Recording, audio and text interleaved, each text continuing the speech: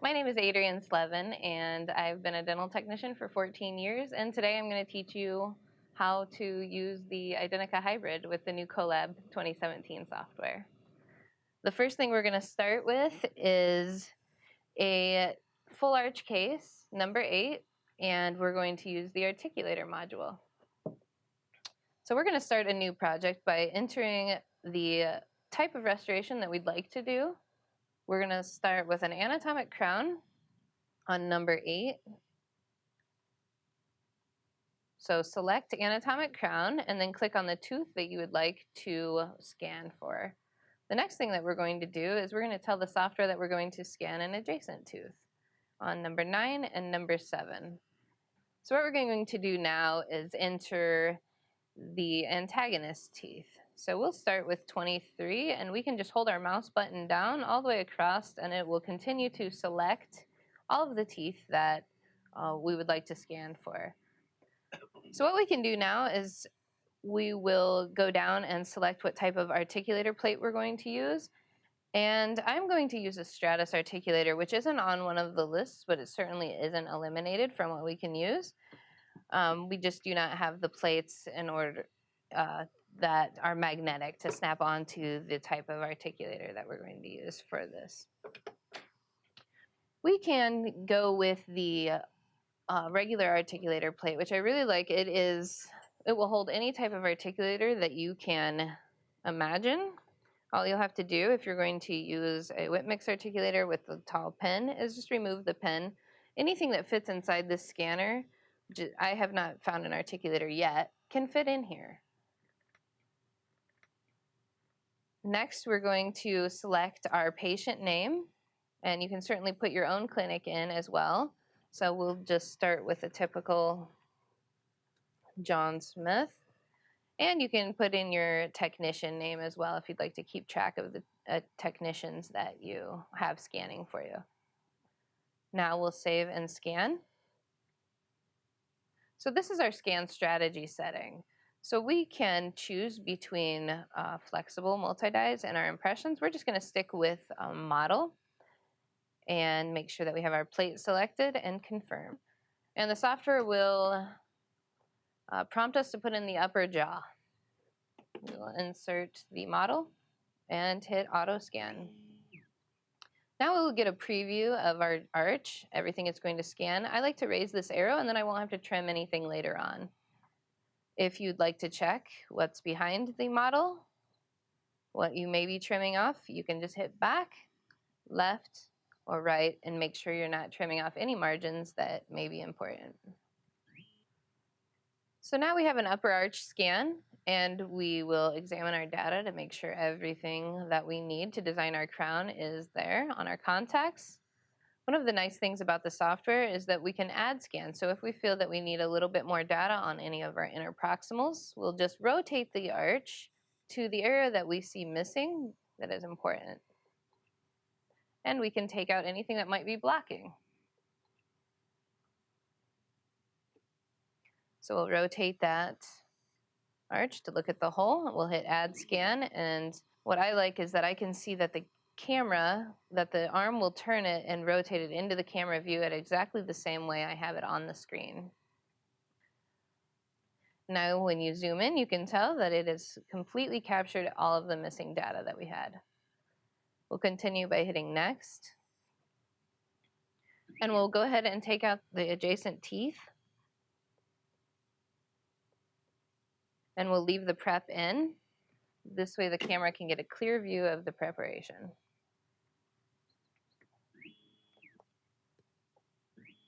In the meantime, I like to put in my lower arch because I get 2 of these screw jigs.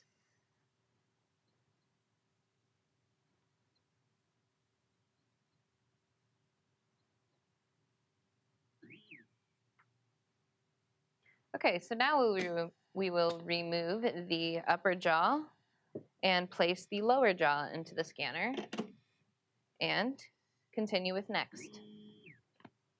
We will raise the line so this way we don't have to trim later.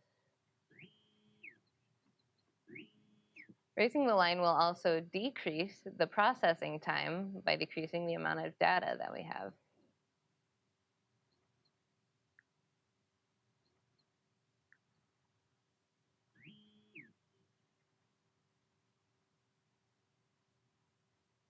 Now we will examine the data and make sure that we have everything that we need necessary for our crown.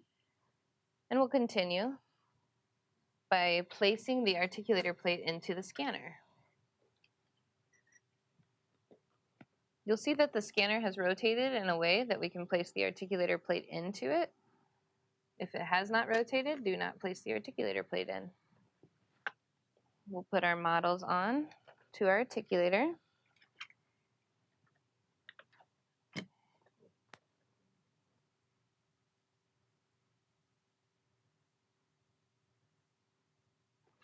So we'll place our articulator onto our plate, and don't worry, there is a coating on the articulator plate that allows this articulator to stay steady on the plate during the scanning process. We will continue by hitting next.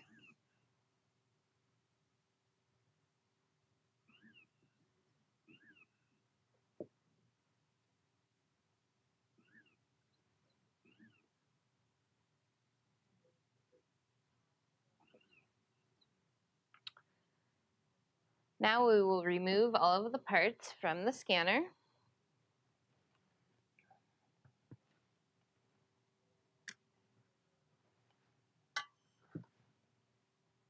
And hit next. And thankfully, there's a reminder to remove the plate from the scanner. So we will check the alignment of the preparation and the jaws. And what we're looking for is a modeled look on the bottom to show that both of the data from the left and the right screen have come together properly into a correct alignment. We'll hit next. And now we will use 1-point alignment to align the data on the bottom of the screen. So we'll place a point somewhere in the middle of the data. And in this particular case, it will be at the midline. We're looking for a modeled look on the bottom to show that both meshes are aligned. We will hit next and continue with the same process. 1 point on the left and 1 point on the right screen. If you place the models in the same orientation on the left and right screen, they will quickly align easily with 1 point. We will check our alignment and continue by hitting next. Now we can edit our meshes, and if you did not raise the line, you can use the rectangular function to trim the base. Once you've pulled, dragged, and highlighted the base, you can delete it. And we'll continue by hitting next and allow the software to merge. Our models are now merged. We will finish by hitting next and exit the program. So we're going to start with a new project. On this project, we are going to make a 6-unit case. This can be singles or a bridge. We have a study model, which could be a pre-op. It could be a diagnostic wax-up. And I'm going to use my solid model as a reference model.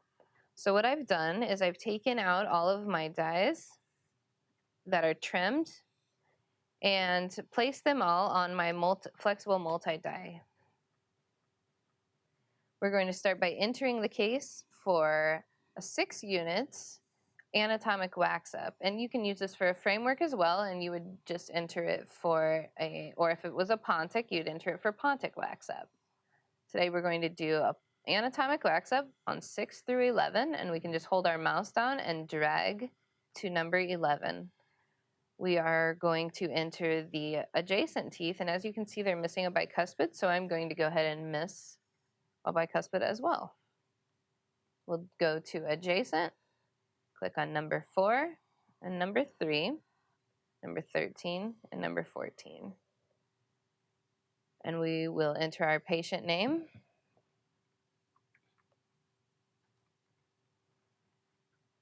And now we will save and scan.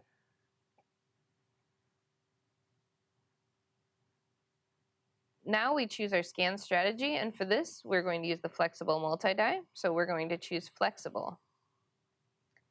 We will now hit confirm, and we'll place our flexible multi-die into the scanner. And we will continue with next. Now we can raise the arrow, the line up, and turn the view so we can see that we're not trimming off any necessary data. And hit confirm.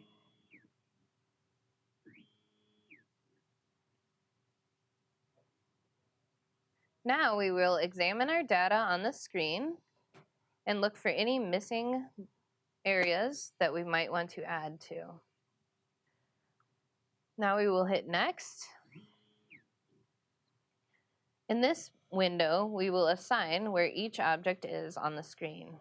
So we will click on base, and as you see at the selected groups, it will tell us what all we need to select. So we'll start with number 3,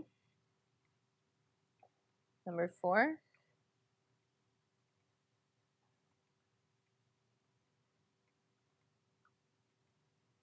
you can resize the circular areas by using your mouse wheel. Now we will assign number 6, prep number 7, and continue forward with all of our other preparations. We've also scanned the Waxup, so we will click Waxup and follow the instructions on selecting number 6 through 11 as well. And confirm. Now the software will merge all of the data from the preparations to our solid model. And we'll also merge our Waxup. As you can see, we have a mottled look, and this will show that our data is merged. Now we will verify that all of the preps are lined up.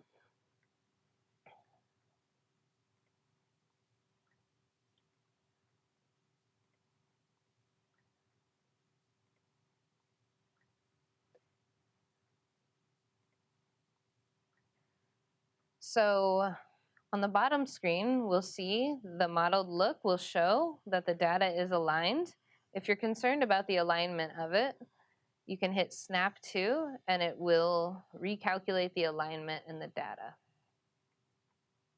Continue by hitting next. And as you can see, it's done a very good job of aligning the data. If you do need to do your own alignment, you can certainly use the one-point alignment method as well.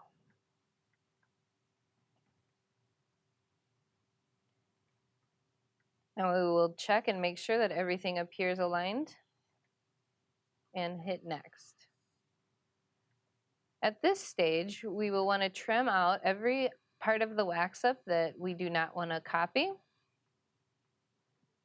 So we will remove the base and the preps from view, and we will use our free tool to trim the wax.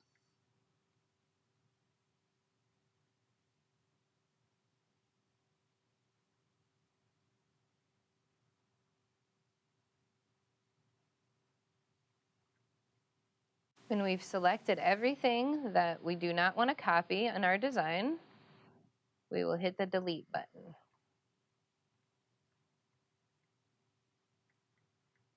And continue with next.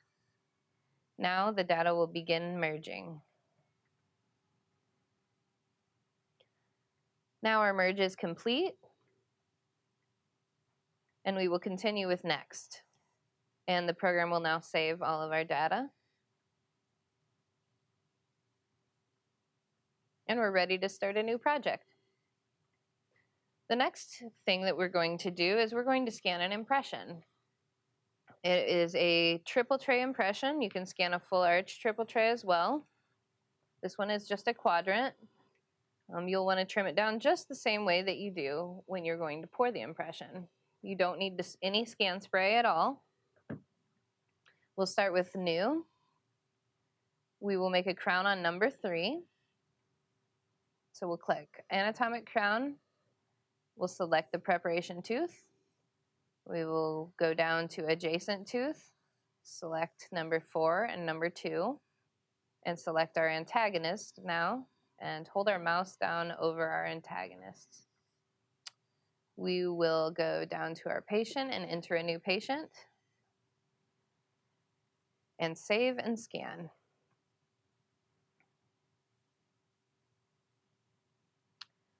This time we're going to change our scan type to impression scan. And if we would like to scan a dab die also, or a transfer die that's been trimmed around the margin, we can scan an individual stump die. Today we're just going to scan the impression. So we'll hit confirm.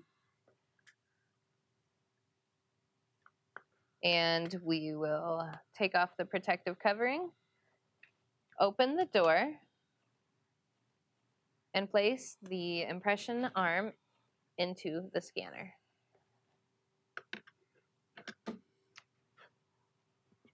What we can do to check to make sure our impression is secure is we can take out the little impression holder here, and you can press it together and position it in a way and slide it right into there in a way that it is seen in the camera views, and hit next.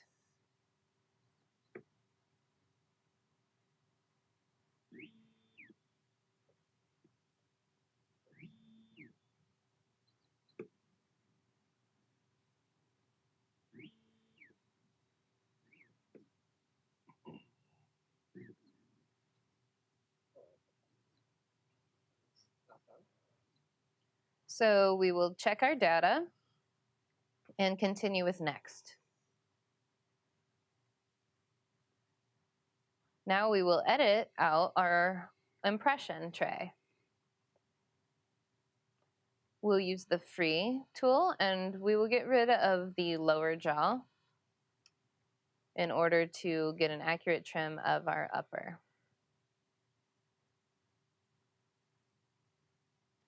I like to highlight the area that I want to keep and invert that. It's a little bit less data that I need to go around. Next, I will hit delete. Now we will turn on our lower jaw and we'll focus on the lower jaw scan.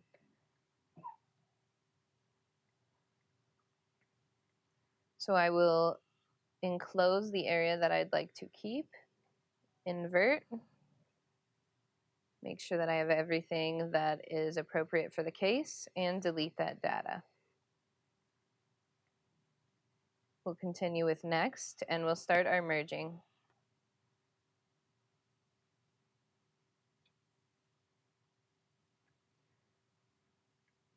In this section, we can edit out some of the discrepancies in our impression. Here we have a bubble in the impression from the doctor.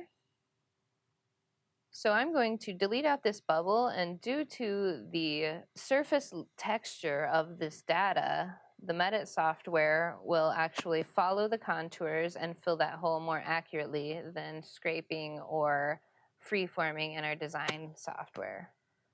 So I will begin by clicking free. I will enclose the area that I would like to get rid of. I will delete that. And now I will enter my hole filling mode by clicking on hole fill. Everything that I can fill will be enclosed in white. So I can just touch that area and we'll see it turn to red, and hit fill. And now it's filled that selected hole. We can end our hole filling mode by clicking end fill hole, and we will apply those changes by selecting yes. And as you can see, it's taken into account all of the contours of the stone around it, or the scan around it. and has filled quite accurately. Now we'll hit next and we will exit the program. Thank you for watching this tutorial of the new colLab 2017 software on the Identica Hybrid Scanner.